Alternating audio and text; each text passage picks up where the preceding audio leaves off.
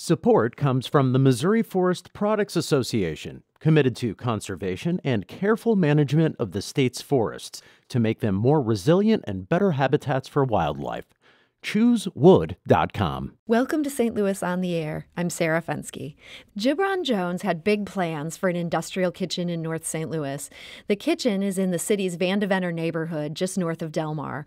And his plan was to open a food production incubation space there, the North Sarah Food Hub. He wanted to help St. Louisans start food-based businesses and bring healthier options to their neighbors.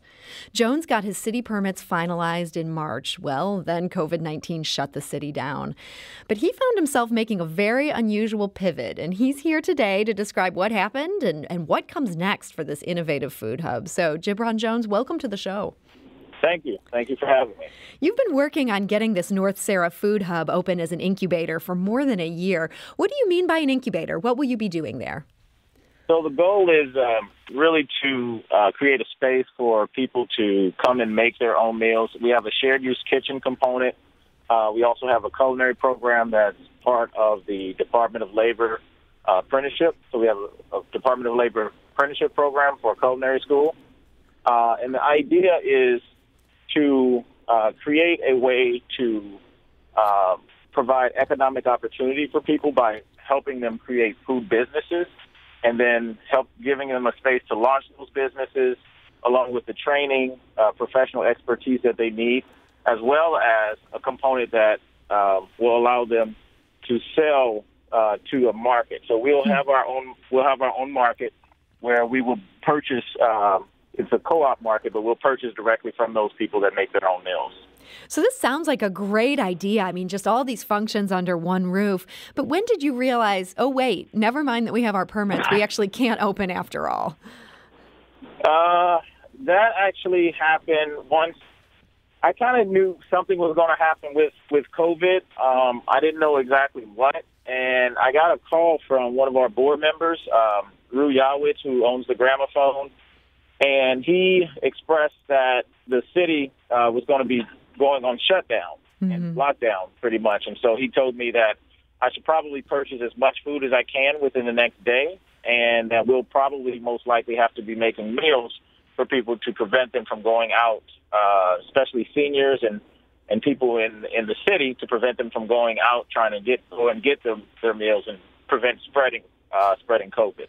And boy, when he said you were going to have to prepare some meals, he wasn't kidding. You have prepared an unbelievable amount of meals, and this all ended up going for families who'd normally get the free and reduced lunches from the St. Louis Public Schools. How many of those ended up being prepared at what you had envisioned as a food incubator? So we started out the first at about 3,300 meals, which were surprising. I didn't know we were capable of doing that many meals, but we did 3,300 meals. It was going mainly to St. Louis Public School students, but then we eventually expanded out and started providing meals to homebound seniors. And so as of March 22nd till now, we've produced about 55,600 meals. 55,600. That's amazing.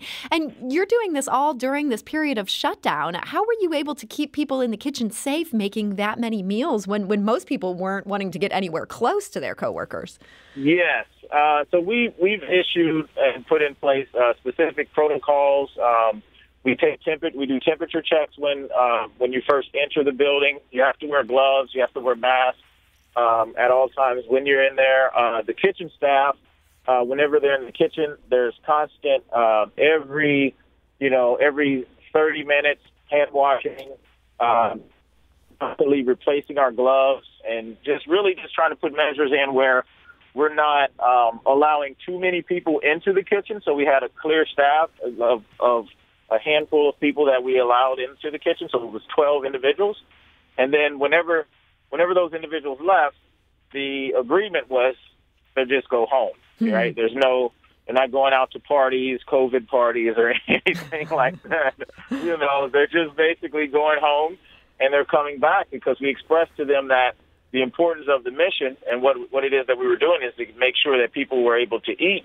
And if any of us become sick, then it affects our mission. So that's some great buy-in you got there, and that's just amazing to think of all these people working together for this goal.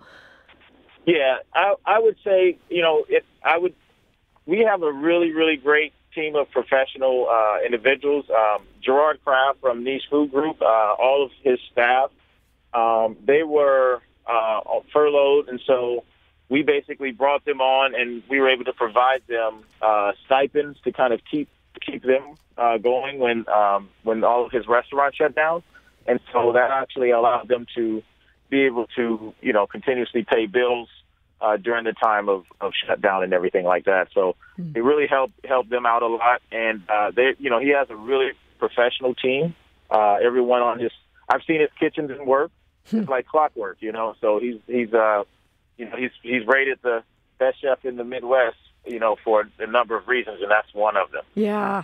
Well, so you did this remarkable pivot, 55,000 meals later. Are you just itching to get back to this idea that you started with, the North Sarah Food Hub? Yes. So we are slowly getting back to that. We will be launching our grocery delivery component, and that's going to launch in the first week of September. So we'll be delivering, people can order the groceries online from our website, northsarah.org. And then they'll be able to purchase different bins. So we'll have a standard bin where we'll have fruits and vegetables in that. But then they'll be able to pick from another bin. They'll be able to pick and choose whatever fruits and vegetables that they want in there. And then we'll deliver those out to them, to their locations, or they can actually schedule a time to come pick it up from our location. So we're going to slowly ease into that. And then we'll start, once things start to get back to normal, then we'll start launching, obviously, our culinary school, and then we'll finish building out our physical grocery store location, and then we'll get back into making meals. If the St. Louis Public Schools wind up opening, we'll be making meals for the St. Louis Public Schools, so soups, marinara, salsas, things like that. Probably about 150 gallons of soup per week for the St. Louis Public Schools. Wow. Well, so, you've kind of had this very intense couple months, and yet now, the big picture is still ahead of you, this big goal. Do you feel like, man, now that I've done these thousands of meals and gotten them out to people, like this original dream, this is going to be a piece of cake? No. No. Not at all. No, I've learned this is our 10th year in operation in terms of our nonprofit HOSCO, which stands for Holistic, Organic, Sustainable Cooperative. And so it's I don't ever think anything is going to be a piece of cake. There's a lot of work that we do. We have a farm out in unincorporated North County, out in which would be considered somewhat the Florissant area.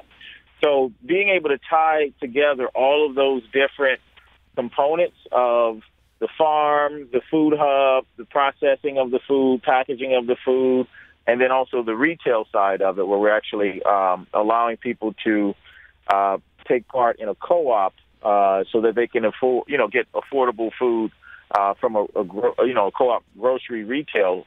It's a lot of work, so I look forward to doing that because it's going to help the community out a lot more.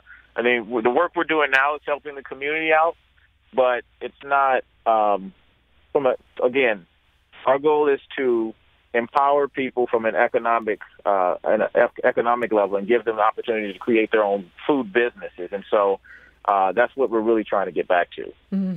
And these are, we shouldn't sell short just the importance of this idea and also the challenges that go along with it. If people want more information about this, that's northsarah.org. That's all going to be spelled out there on your website. Yes, northsarah.org. And then you can also look at HOSCOfoods.com. That's the parent company, the nonprofit. But northsarah.org is where you can come and find out about some of the other stuff that we're doing. All right. Well, Gibron Jones, I want to thank you so much for joining us and sharing this remarkable work that you've done. This is one of these stories that gives us all hope. So, Gibron, thank you so much for joining us today. Thank you for having me. I really appreciate it. This is St. Louis on the Air on St. Louis Public Radio, 90.7 KWMU.